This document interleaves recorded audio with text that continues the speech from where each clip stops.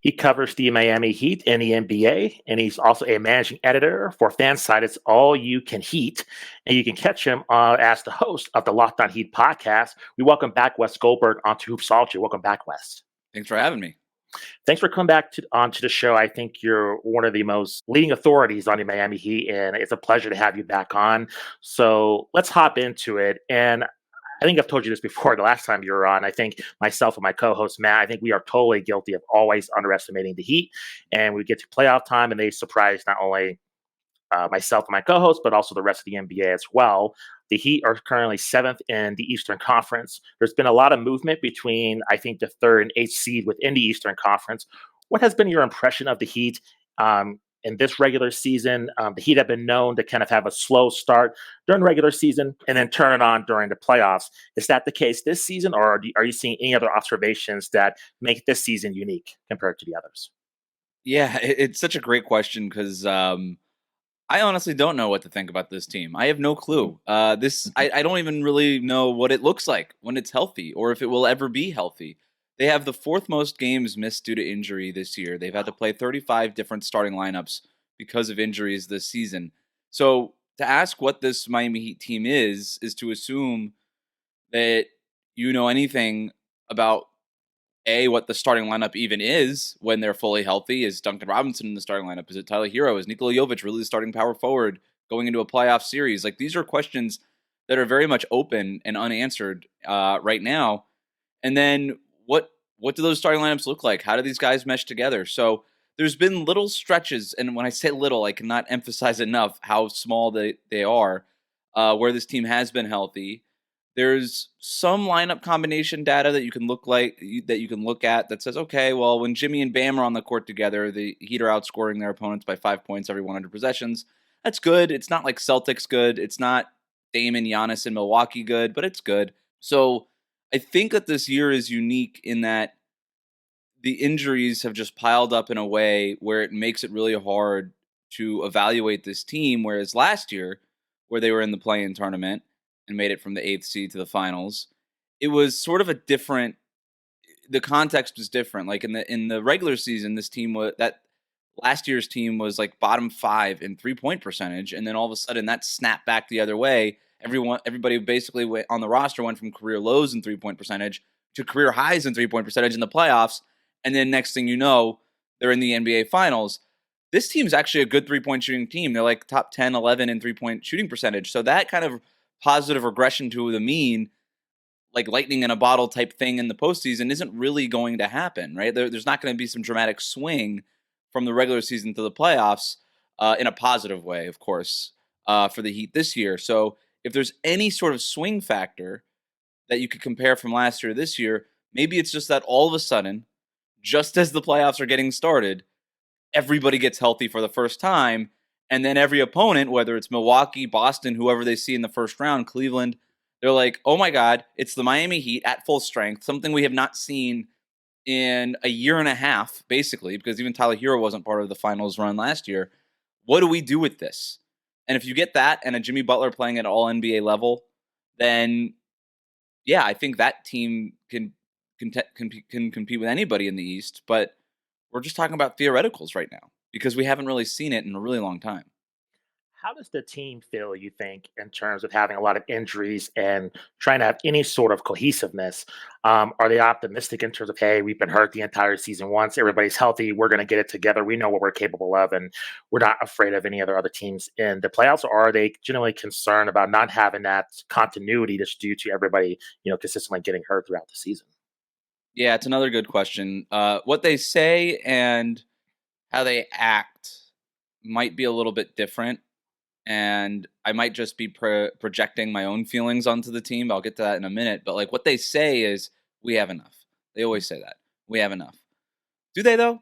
Because they've been hurt all year and they're a play-in team. Is that enough? It's enough to be a play-in team. Is that enough to get back to the finals? I don't think that it is, especially when you're going up against the best teams in the East in a playoff series. This team is also 3-18 against teams with a top 10 point differential all year.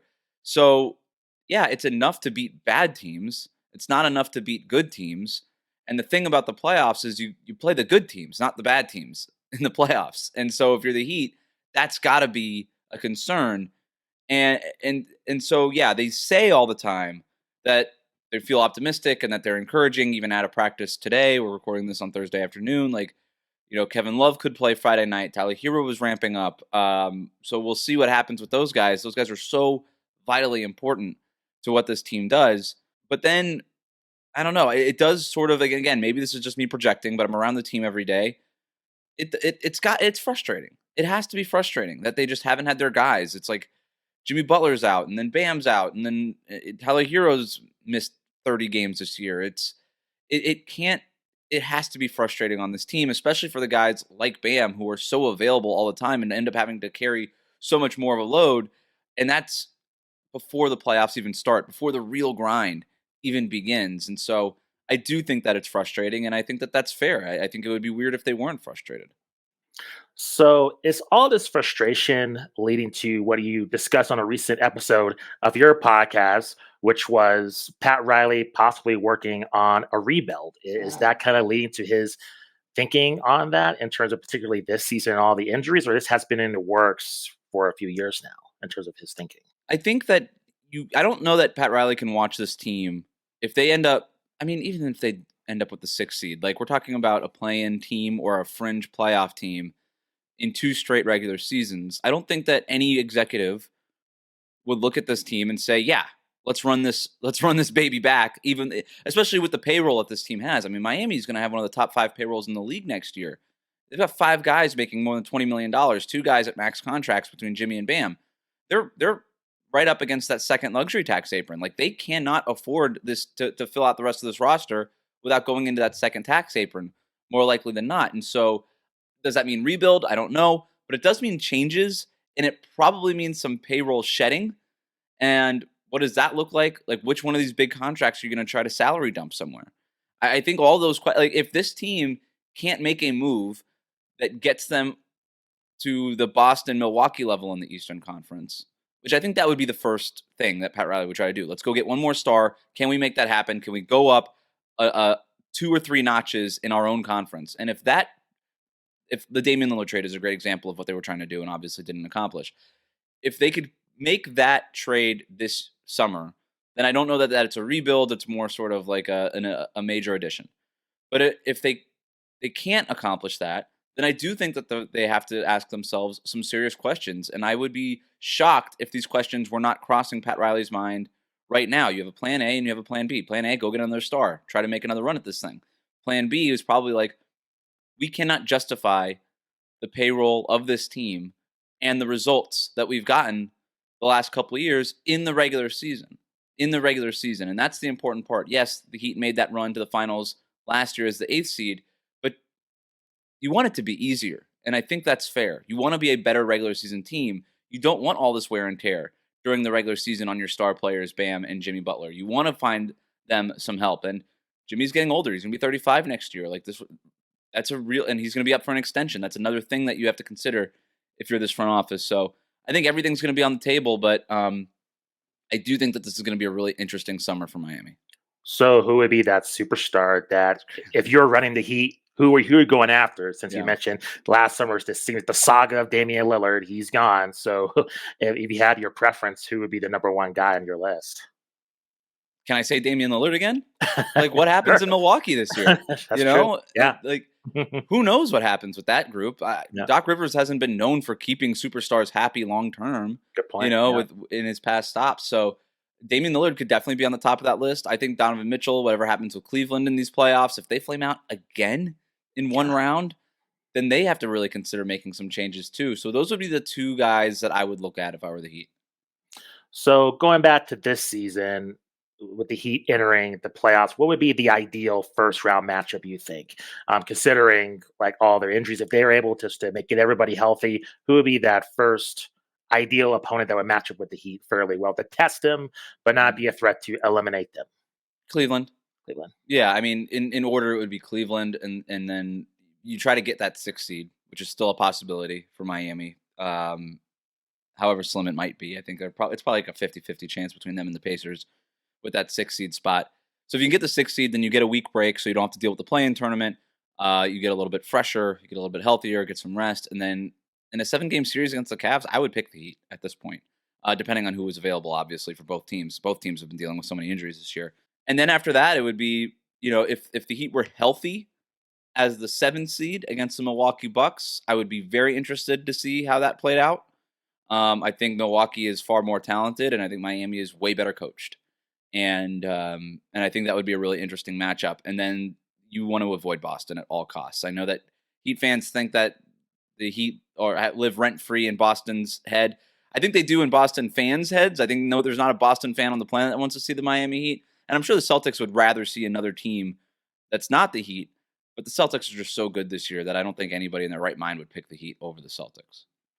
So it's interesting with the Heat because you mentioned that they're very well coached, and there's a lot of, I don't know, it must be disrespect for me saying this, kind of a little bit of newer kids on the block in terms of the top of the Eastern Conference.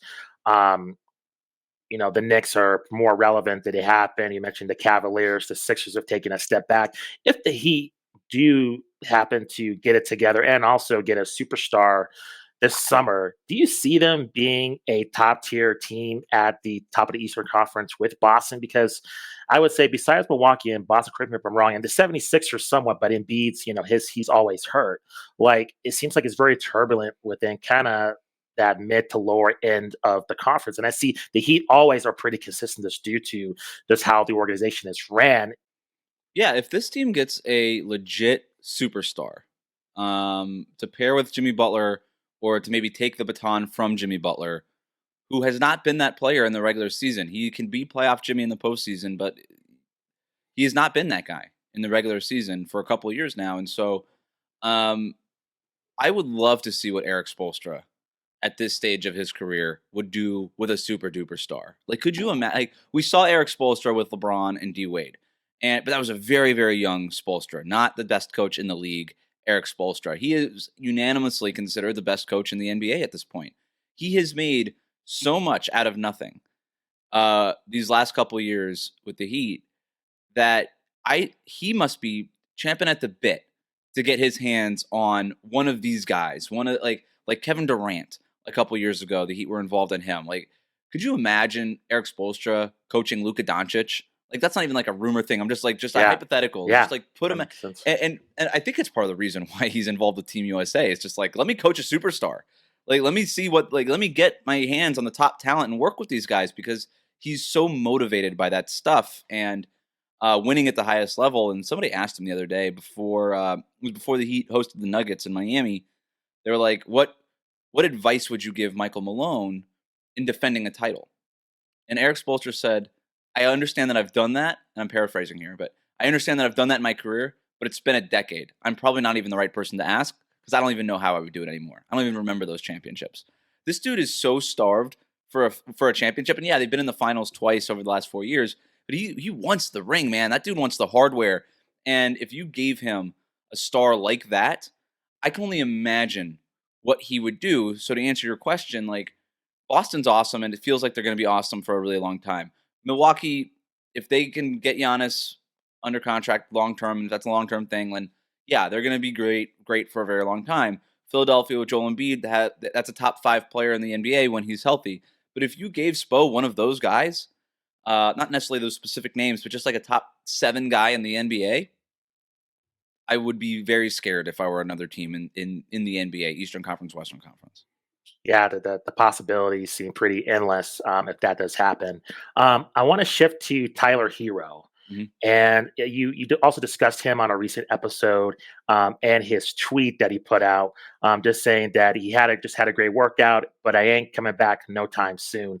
Can you kind of lay out just for our listeners that may not follow the Heat specifically, what is the status of this relationship? And from an kind of an outsider looking in, it seems like things have kind of gone in a left direction, so to speak. Can you kind of describe when things went wrong? Is there any hope of salvaging this relationship with Tyler Hero and the Heat? Because to me, especially during the bubble and certain points, I thought this guy's going to be a key part of the Heat franchise. Just, I don't know, everything kind of synced up when you saw it on the surface, but now things have kind of gone in the opposite direction. What's gone wrong with Tyler Hero and the Heat? Well, the availability is a problem. He's played 36 games, something like that, all year long. Obviously missed last year with the broken hand in the playoff run. So just the injury concerns have been mounting, and I think there is a level of frustration with that. Now, this most recent stretch, he's missed 16 straight games. The first couple were because of a hyperextended knee that he suffered in New Orleans at the end of February. But the most of this stretch has been this right foot issue, and it's medial tendonitis or something like that. Basically, it's a pain management thing with the foot. And I do wonder if there's some frustration because now we're not talking about a structural issue, right? We're just talking about tendonitis. We're talking about inflammation. We're talking about pain management and all these things. And we got 10 games left, and this team is just trying its best to get out of the play-in tournament. And it's not just Tyler; it's Duncan Robinson that's been injured. It's Jimmy Butler in and out.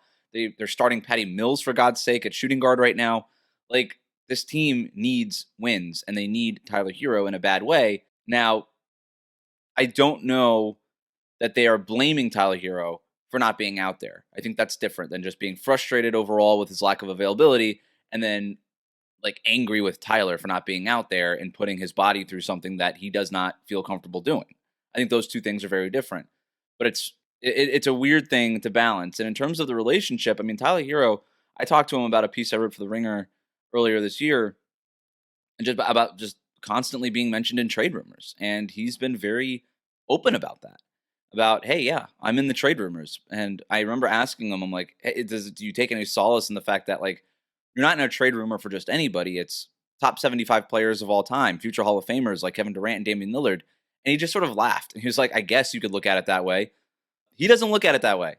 He doesn't look at it that way. He don't want to be traded. He's sick of it. He's like, I put all the work in, and I want to have a chance. So, you know, it's only natural to be frustrated with the trade rumors, and this is not a situation. And I appreciate this from him too, where it's like, oh, the media is just coming up with these trade rumors. He's like, no, I was offered for Kevin Durant and Damian Lillard. I'm very aware of that. The Heat told him he was offered for those players. So he's like, okay, I know where I stand with this organization. I'm good, but not good enough, right? And so, that could be hard to grapple with. And he's working.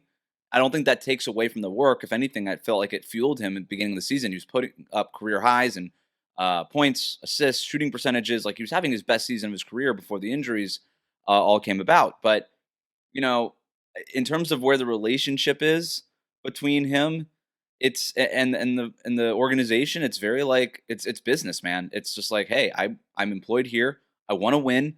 I want to play my best. He's going to do what it takes to win. I think he's been pretty unselfish this year when he's been on the court.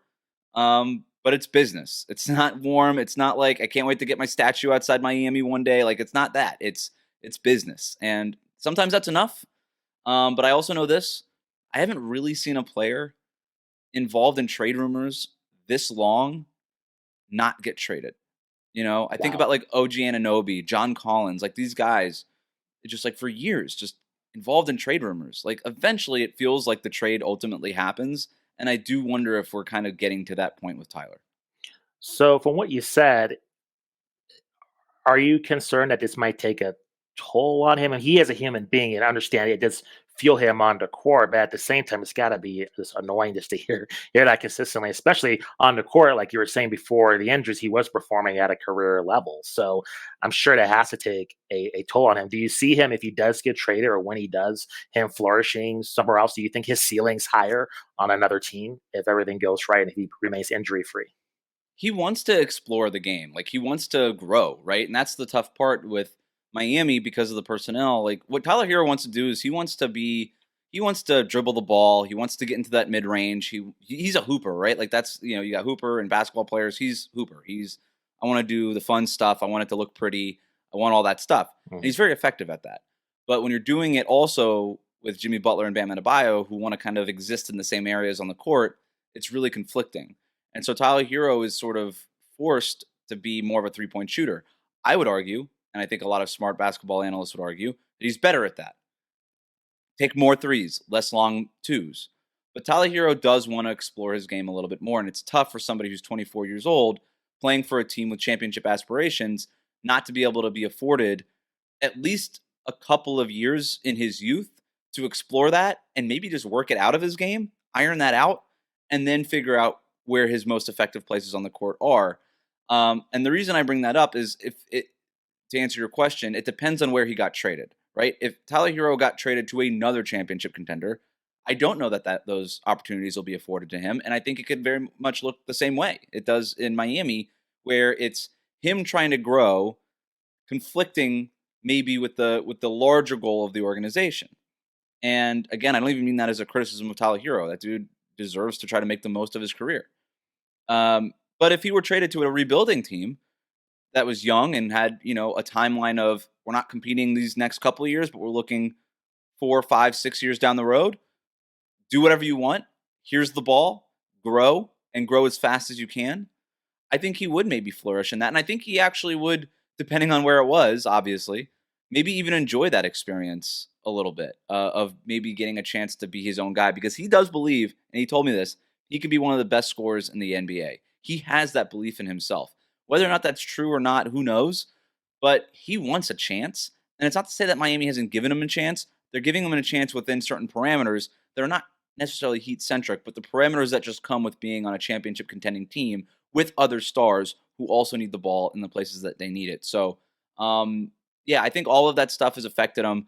I think ultimately I think he would still prefer to have an impact on a winning team. The hard thing is that the last couple of years, because of his availability, he hasn't been able to feel that impact on a winning team. And I can't imagine that the Heat going to the finals last year without him felt very good. He wanted desperately to play that one finals game, and they just weren't going to let him put himself in harm's way in a series that, quite frankly, was already over against Denver. So, I think all of that has taken a toll on him. One last question for you. Recently, there's been a gambling controversy with Mm. Jonte Porter. I've heard comments from Tyrese Halliburton and today, I believe, from Jason Tatum, just about just the effects of how fans are viewing players and how they're affected by just all the new implementations of gambling on the NBA. For you covering the Heat, have you noticed just the players feel differently in terms of not only how the league is covered, but how fans view them in terms of like different taunts or, instead of just saying, hey, Jimmy Butler, you suck because I'm a Boston Celtics fan. Now it's like you cost me money. Is there any kind of a difference there in terms of psychologically gambling has had an effect on just the NBA's from a player perspective?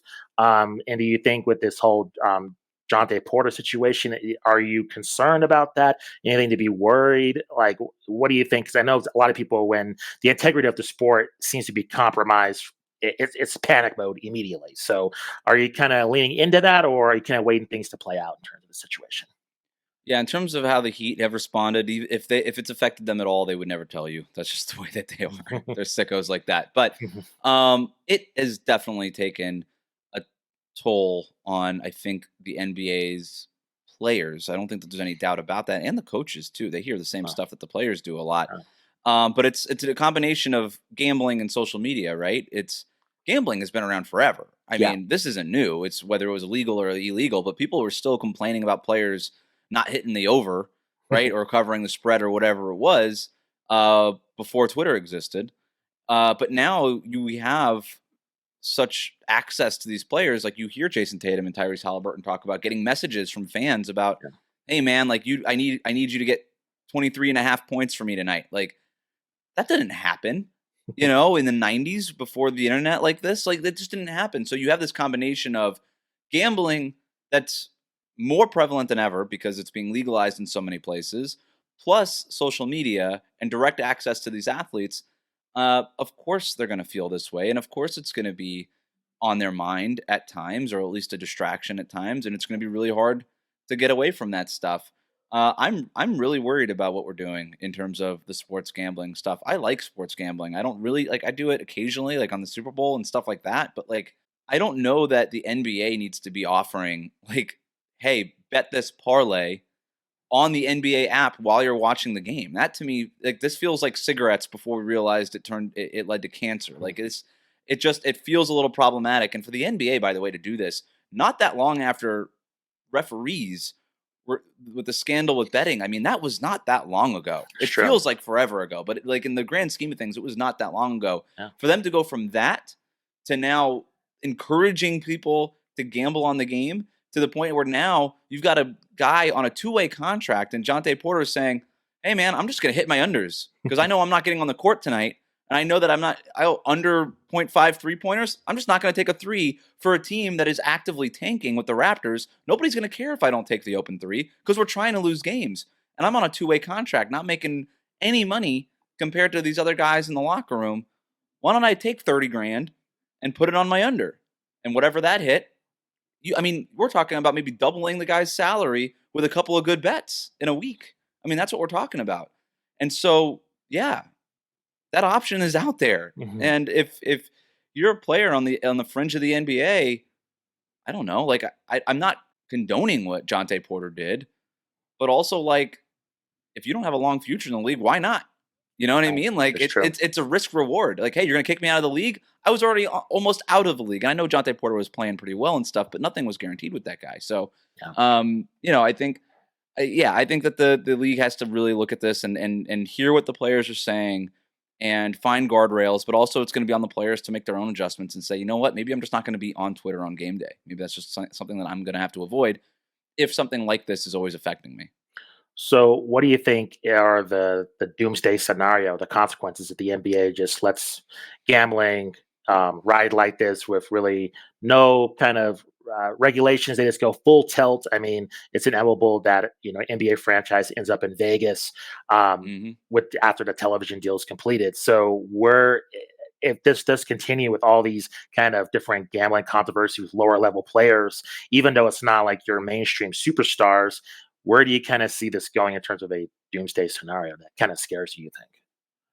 Well, if you've got league employees or referees again dealing with this, right? Like you've gotten a huge turnover in the referees right now. I'm not accusing them of getting involved in this, but you have a large the official the referee staff has basically been completely turned over since that first scandal, and it is trending younger because that's the way it works. And younger referees might have a different view on gambling.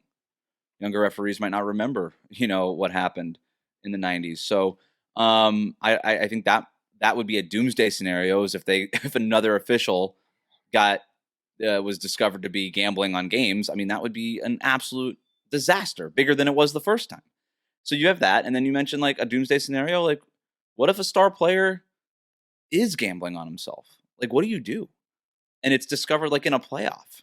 Like, what happens, right? If it's like a hot young 23-year-old who's on the rise, it's discovered that him or somebody in his camp is gambling. Like maybe something similar to the O'Shea Ohtani thing, where now it's a distraction. Like, there's that. I think that, but I think maybe the biggest doomsday scenario, you can look at what the NFL is dealing with concussions and being taken to federal court because you've got a players union suing them and former players suing them for not doing their due diligence on the impact of concussions long term. Well, what if the Players Association, which has had a long-standing positive relationship with the NBA, very different than the NFL, the Players Association and the owners in the NBA tend to get along very well.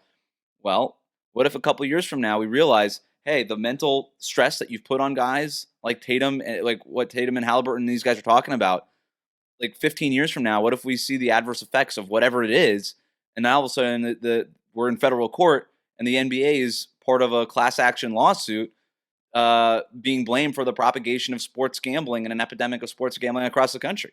Like that's the ultimate doomsday scenario. I don't know. It's a fascinating thing to watch here, but I think that we got to be really careful. And I don't think that they're necessarily being careful enough because it just feels like the reason why they do all these things is because of money. And there's no other reason for it. It doesn't make the product better.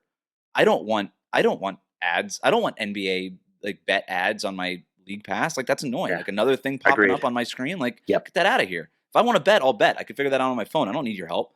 Like I don't know that it makes the product substantially better. And so if the only reason you're doing it is for money, it doesn't feel like a good enough reason to do it, considering some of the downsides. No, I agree. And I think with Adam Silver, I commend him for looking at the league very differently in a very futuristic way. But one thing that concerns me, especially with gambling, is kind of his lack of discussing regulation and making sure there are safeguards in place. It seems like he's very bullish, and I don't think Hmm. he's aware. I don't know if he's not telling the public that in terms of like the long term consequences, or he's just ignoring it and just doesn't care. So I think that is a genuine concern in terms of kind of the future of this whole Jonte Porter situation. Yeah, I I mean, agree. look, his job is ultimately to facilitate money making for the league, right? Yeah, But there is a responsibility that comes with that job, and I think every time he's been asked about, the regulations around sports gambling, he says, "Well, we're not a government body. That's for the federal government and state governments to handle." And he's yeah, not wrong. Like that's factually accurate, but it doesn't mean that you have no responsibility in being a tastemaker in a way in that industry either. If you're going to go so far as to make it more popular with your large platform, you can at least take a step in doing something. And by the way, when this thing rolls out, there's going to be like, if you have a problem, call this hotline. Like that's going to yeah, be there. And it's like, all right, cool. Like, who's going to tell you got the problem? You know what I mean? that's Like, true. it's just, it's like having the cancer sticker on the cigarette pack, right? It's not going to, that doesn't stop anybody from buying a pack of cigarettes. They know what they're doing. That's You know true. what I mean? So, yeah, I not to sound like old guy on my lawn. Like again, I have no problem with gambling in terms of just if it's your money, do what you want. Like I'm Yeah, not telling you what to do, but I do think that we get in trouble when big business starts kind of um, fetishizing what it is. And it doesn't really feel like it's an accurate portrayal. I don't know how many times I got to see Jamie Foxx on my TV telling me that right. gambling is the way to be as cool as Jamie Foxx or whatever that is that the message is. You know what I mean? So that's kind of where I'm at. Yeah, no, completely agree. Wes, this has been a fantastic chat. Thank you for joining us. Really appreciate it. Please let our audience know where they can find you on social media and then any other projects you're working on as well. Yeah, Locked On Heat is the podcast if you're interested in daily content on the Miami Heat. Also, Locked On NBA, that's a Monday to Friday show on the Locked On Podcast Network. I host the Thursday night show for Friday morning, so check that out. And then if you want to read about the Miami Heat, allyoucanheat.com, and then my Twitter account, WC Goldberg. I do some freelance work for The Ringer and other places, and anything I do will be posted over there. But thanks for having me, Justin. Yeah, thanks for coming back to the show. Really appreciate it, Wes. Thanks.